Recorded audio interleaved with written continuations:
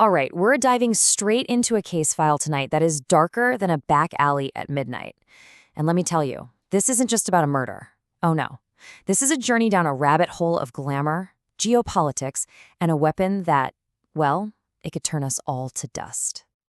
And that's our way in, a line from the investigator's own notes. It just perfectly sets the stage, doesn't it?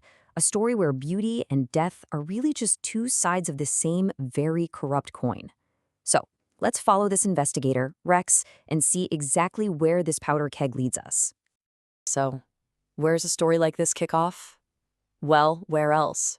With a body. And a very, very famous body at that, found dumped in a Silver Lake alley. Now, on the surface, this thing has all the hallmarks of a crime of passion, right? A secret love affair gone horribly, tragically wrong. But, as that subtitle hints, the secrets here are way, way bigger. So, who was our victim? This guy, Ashgar Mahmood, but everyone called him Ash. He was the golden boy. I mean, he built a makeup empire, Ashes, from scratch. His client list?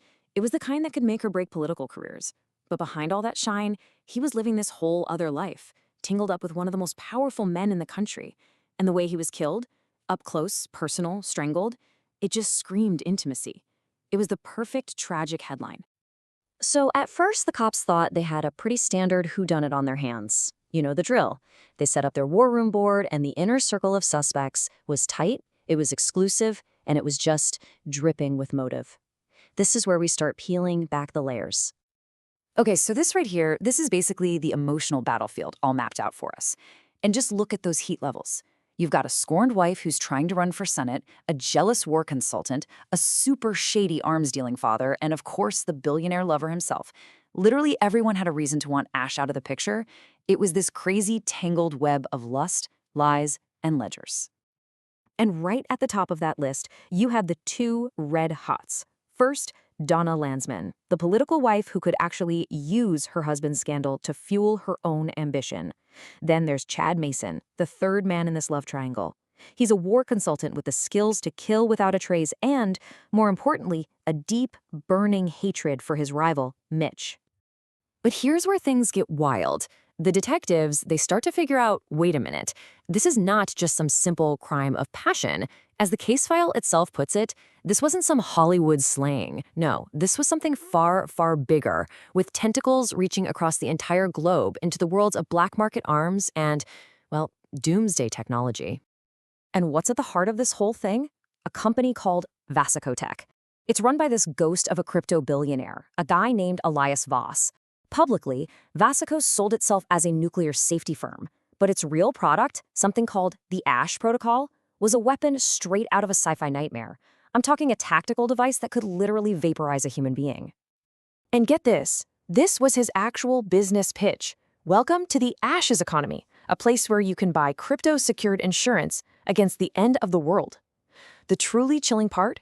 The name of his company's weapon and the nickname of our victim were exactly the same.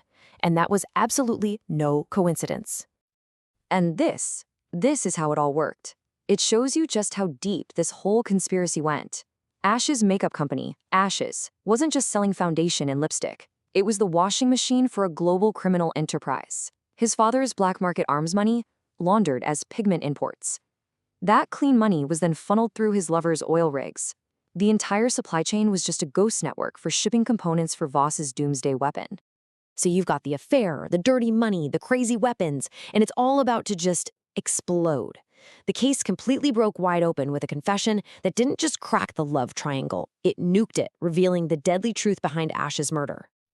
So what was the trigger? Well, Ash figured it all out.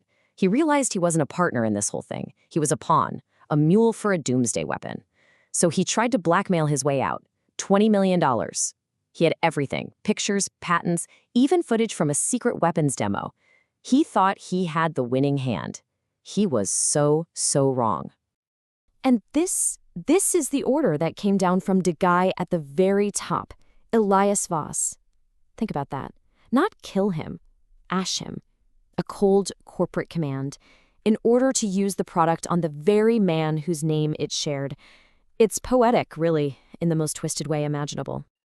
And who was the guy to carry out that order? Yup, Chad Mason.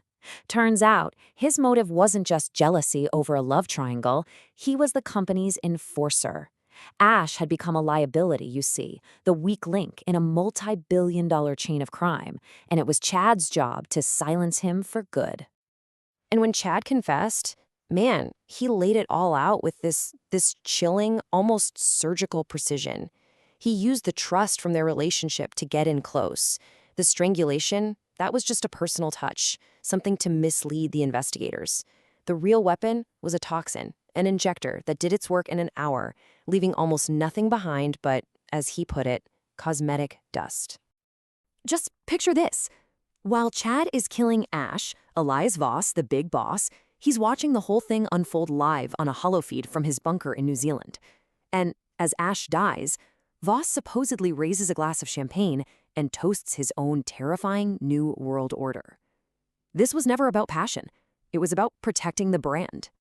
So once Chad starts talking, that's it. The whole house of cards just collapses. The powder keg was finally snuffed out, but the fallout, the ashes, they spread globally, and they spread incredibly fast. And just look at how fast it all went down. It's insane. Within hours, dominoes are falling all over the world. Donna Landsman's political career turns to dust during a polygraph.